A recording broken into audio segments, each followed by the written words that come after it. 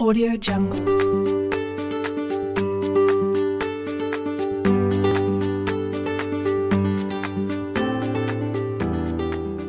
Audio Jungle.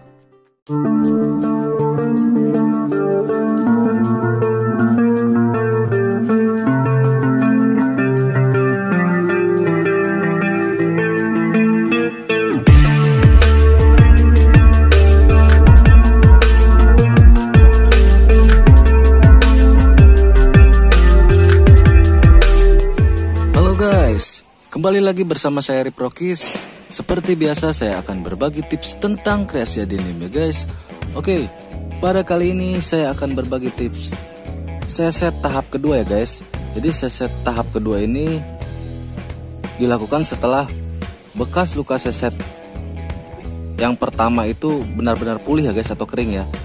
Itu biasanya di waktu musim panas sekitar 2-3 bulan ya guys. Itu di waktu panas ya. Jika di waktu hujan itu tidak bisa ditentukan karena kelembaban udara yang tidak menentu ya guys.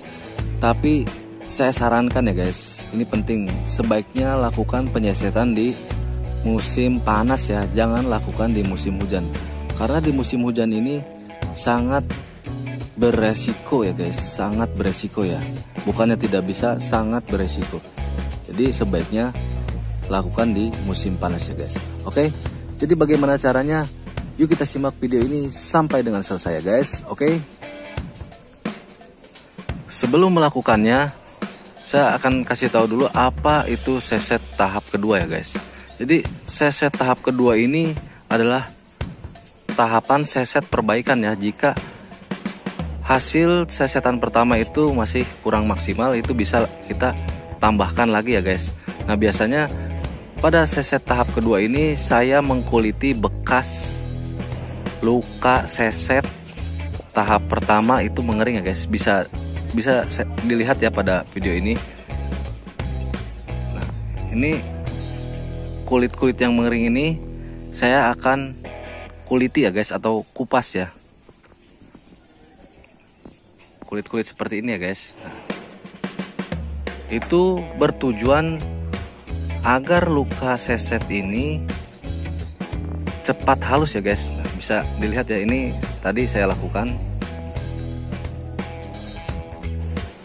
agar hasilnya cepat halus ya.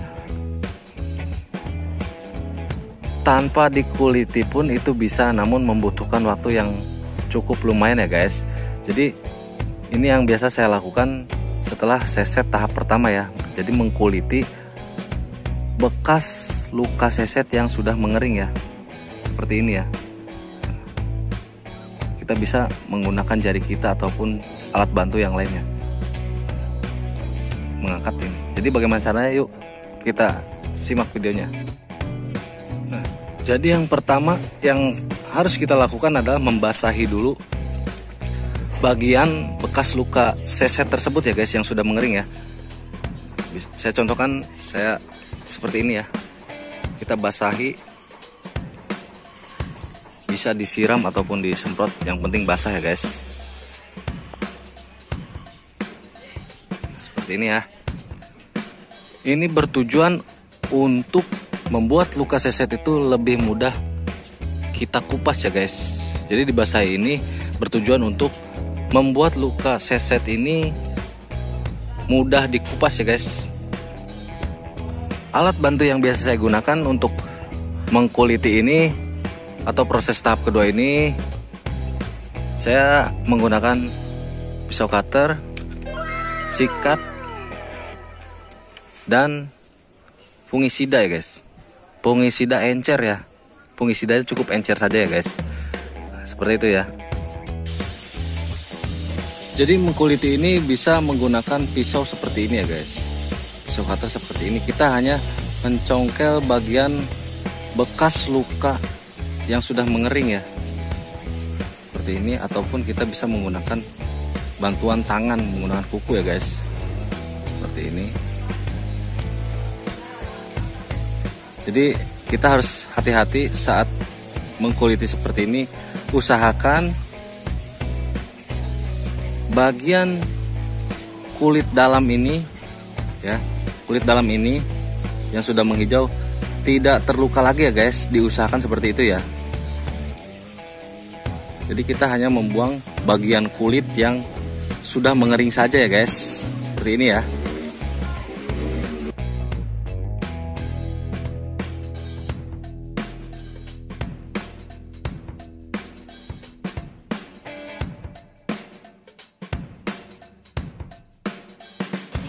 Setelah seperti ini, kita bisa mengolesi luka dengan fungisida ya guys.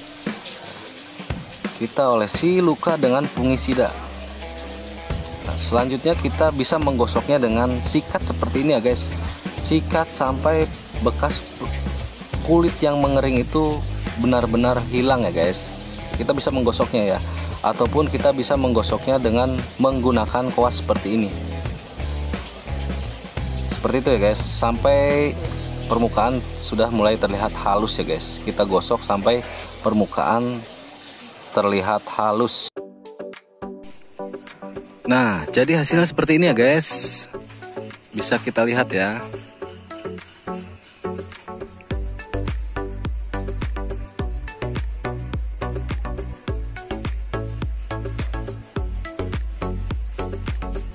Ini permukaan jadi halus ya guys.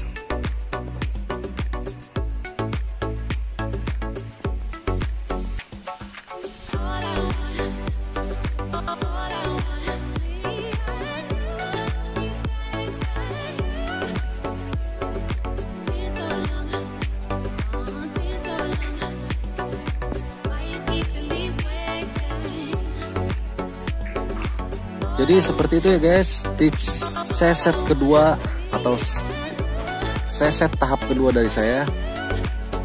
Saya ingatkan kembali, jangan lakukan di musim hujan ya guys. Jika kita belum terbiasa menangani seset seperti ini ya guys, atau bisa dibilang kita baru mencoba, sebaiknya kita mencoba di musim panas ya. Karena musim hujan itu sangat beresiko, banyak faktor yang mempengaruhi, yang menjadi penyebab faktor kegagalan pada seset tersebut ya guys. Karena dalam seset adenium ini kita membutuhkan kesabaran ya guys. Jadi jangan lakukan dengan terburu-buru ingin mendapatkan hasil yang bagus ya.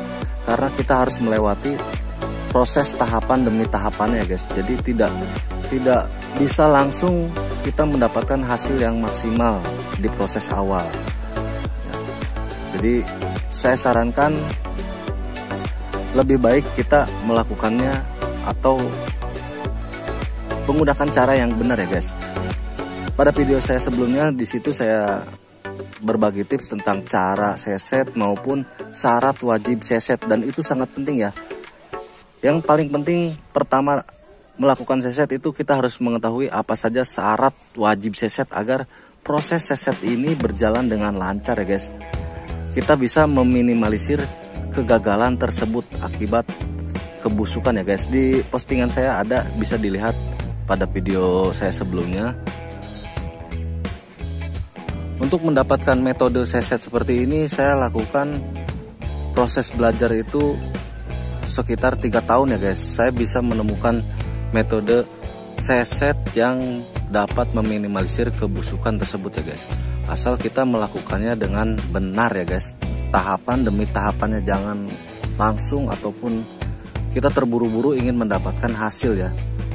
Jadi selama 3 tahun itu saya melakukan banyak sekali kegagalan, tetapi saya terus mencoba karena saya ingin tahu bagaimana ingin mendapatkan hasil seset yang bagus ataupun bisa mengurangi resiko kegagalan tersebut ya guys. Nah seperti itu ya guys. Jadi pada intinya kita jangan takut untuk selalu mencoba, harus berani ya guys. Itu modal utama saya. Jika kita tidak berani dan selalu takut melakukannya, kita sampai kapanpun tidak akan bisa. Karena rasa takut itu adalah proses menghambat suatu keberhasilan kita ya guys. Jadi jangan takut, lakukan dan lakukan. Gagallah. Selama kegagalan itu suatu proses menuju keberhasilan ya guys. Jadi seperti itu ya guys, tips dari saya. Semoga tips ini bermanfaat dan bisa dipraktekannya di rumah. Jangan lupa subscribe ya guys, agar channel ini bisa lebih berkembang dan bermanfaat lagi. Oke, assalamualaikum.